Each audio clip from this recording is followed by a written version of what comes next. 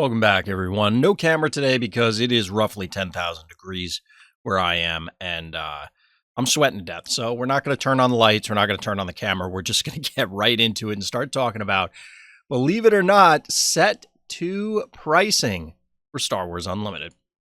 So we do have some initial pricing here for Star Wars Unlimited. Shadows of the Galaxy, our Set 2 expansion. These are not complete. As always, they are getting pulled from TCG Player, but things are just pre-sales at the moment. And as mentioned in previous videos, a lot of this is probably all over the place, and this is where a lot of people are going to start speculating. They're going to start making assumptions, and it's just going to be people trying to offload whatever they have because they're trying to recoup the 60 pre-releases they played in or whatever. But we do have some initial information, and plus, given the state of Set 1, doesn't feel like we really need to keep going over it at the moment. What do I mean by that? Well, things are pretty stable for the most part. It's kind of more of the same that we've seen. Notably, there's a couple things creeping back up there, a couple bucks, but it's all within roughly the same range that we've had. Now, as far as the initial targets, the initial prices for legendaries out of Set 2, I think most of this is not going to surprise people. Things like Endless Legions and Evacuate and Second Chance.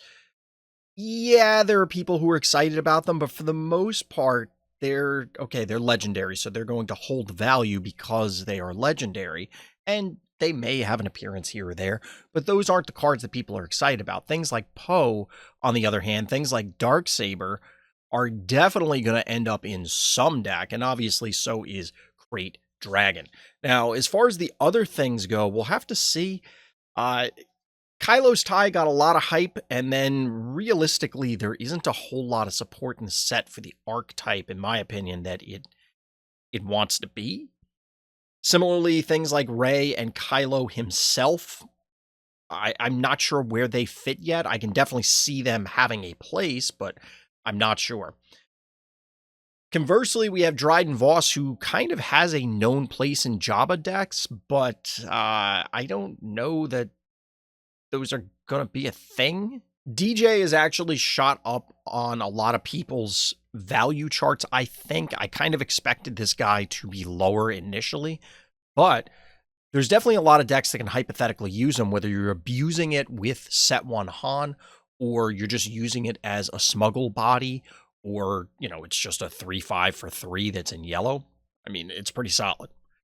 Snoke, of course, is going to make some appearances. I wouldn't be surprised to see that guy move up personally as blue control decks start to stabilize, figure out what they want to do, but I just can't imagine a world in which Snoke doesn't feature prominently. The Mandalorian, I don't know. I kind of expect this to go down personally. It seems like maybe people just like Mando, so it's one of those things. I think Final Showdown, Finalizer, Rule with Respect, Second Chance.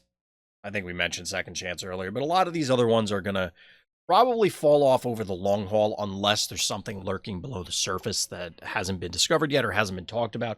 Maybe it will start to appear after we start getting events. Now, you'll notice as we move into the rares that there are some gaps here. And again, we're working with pre-release pricing, so all of this is subject to change in the coming weekend because that's when people are actually technically getting it into their hands. A lot of these pre-release prices, well, all the pre-release prices can only be posted by stores that have a brick and mortar store. So they already have access to the cards, and they've proven to TCG Player that, they have a physical store. So once we get all the people who opened up stuff at their pre-releases or doing digital stores or whatever to add their product, their inventory to TCG Player, a lot of this could shift. Now, initially, we're seeing some relatively low prices for a lot of things. I mean, compared to Set 1, which of course we're used to, most of the rares being virtually useless, virtually worthless.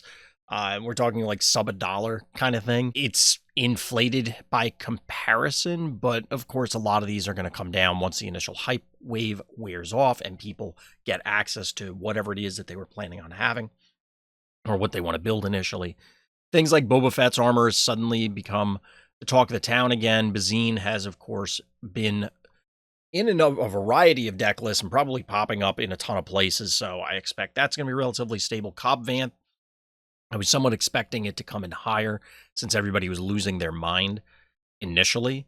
But again, we'll see how this actually plays out when we get to the official release. Other than that, most of the things that you would expect are kind of in the range that you would expect. Things like Palpatine's return are, of course, going to find a home somewhere at some point. They're also an interesting card just from a gameplay perspective, as in it will build an archetype around itself. It's the same reason that things like Triple Dark Raid are around the $5 range. And notably, of course, we have Wrecker at the $8 range because it's probably going to be this set's K2SO. Obviously a little more pricey, but certainly very impactful. You just can't ignore Wrecker. That's the initial peek at the prices. We'll have to see how this plays out. Like I said, once everything actually gets loaded from all of those other enterprising individuals who have their own TCG Player stores. Going to be a lot of inventory going up pretty quickly. We'll see if things end up going the same way as set one as far as all the FOMO and, of course, just the general product availability problems. Keep hearing that this is going to be better, but then a whole bunch of pre-releases got canceled. A whole bunch of allocations got slashed. We'll find out. We'll find out. But that's going to do it for this one. So as always, everybody, thank you for listening. Thank you for watching, and tune in next time for more Random's Thoughts.